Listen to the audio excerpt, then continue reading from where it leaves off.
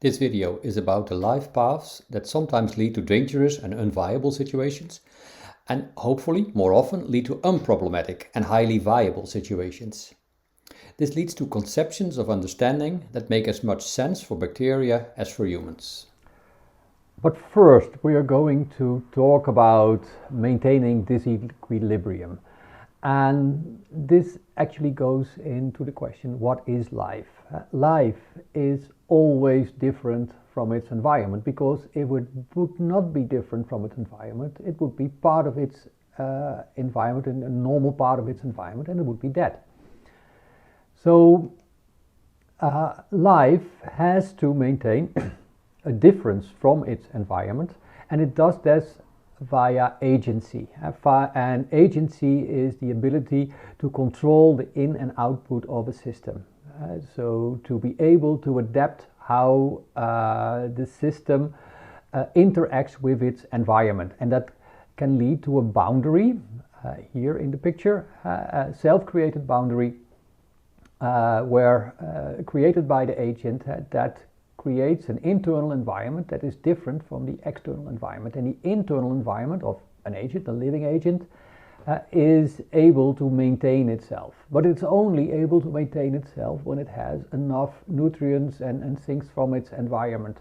So it needs stuff from its environment, and therefore it influences the environment. And the proper way to do that, to influence the environment, is to do it in such a way that the environment, although the agent takes from it, but net actually improves. And therefore, if you return to that environment at a later point in time, you have a higher quality environment. That would be the ideal.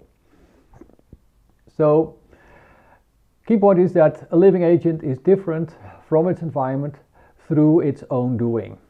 And it is in this equilibrium as long as it is alive. The moment it is not able to maintain the disequilibrium, it dies.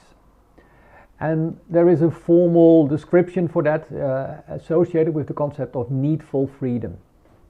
So we have needs, the needs to remain different from our environment, and we need energy to do that. And the energy is carried by materials, by food that goes in and waste that goes out. And we need to self-maintain ourselves via the flux of energy and materials through us. And that self-maintenance is through behavior, through our interactions with the world under our own control. So that is what behavior actually is. So then we have two kind of situations. We have a situation of a dying agent that is not able to maintain itself, and a non-dying agent, actually a thriving agent that is able to negotiate the world. And here it is in a good situation, but now it goes to a bad situation. It solves its problem and returns again to a good situation, and it remains there. So good situation is one with satisfied needs, and a bad situation with unsatisfied needs. If your needs are sufficiently long not satisfied, you can't maintain the material throughput and energy throughput you need in order to remain alive, and then you are dead. So that leads to the question of how to use your freedom. If you yourself are responsible for your own existence, then you have some freedom to take that responsibility and act that responsibility. And when you do it well, you keep on living. When you do it not well, you eventually disappear, you die. This is associated with the topic of understanding. We have different forms of understanding. So one very important form of understanding is understanding that the situation gets worse or gets better. And this has to do, of course, also with the activation of the coping mode and the co-creation mode. But simply knowing, okay, yeah, the situation is fine, or whoop, it is getting worse, so I have to activate myself, is a really, really important form of cognition. But there are more forms of understanding. So here you have a problem and you need to solve the problem and therefore realize an intended result, which is the definition of power. And in order to come up with a solution, you need intelligence. Another form of understanding is learning how things work, associated with play, for example. When do you play in a situation that is safe and where you are not pressed by immediate needs, and then you fool around and you discover the possibilities of the world and therefore how things work. Another way of understanding is how to maintain and improve a good habitat, which is associated with wisdom, for example. And this gradually leads to an improvement of the habitat, and when you return to a previous situation, you will find that it's actually improved compared to the first time you were there.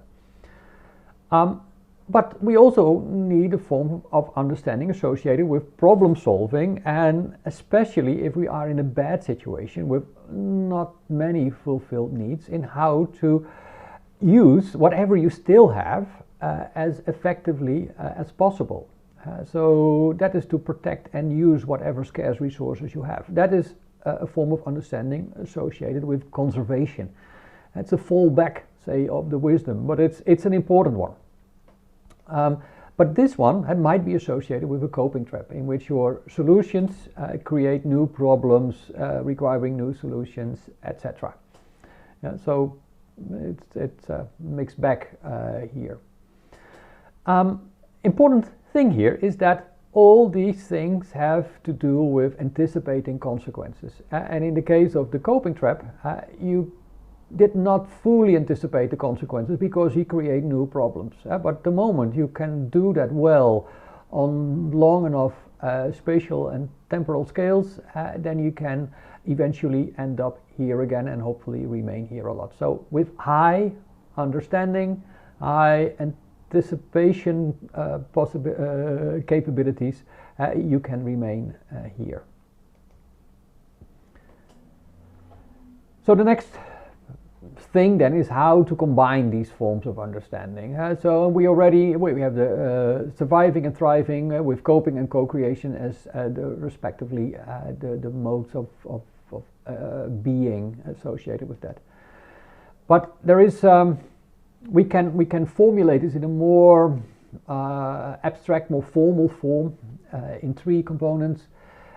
First one is anticipation, which is associated when tendencies are distinguished and acted upon depending on whether the states will approach or recede from the boundary of viability. Well, like I said, understanding whether the situation gets worse or better.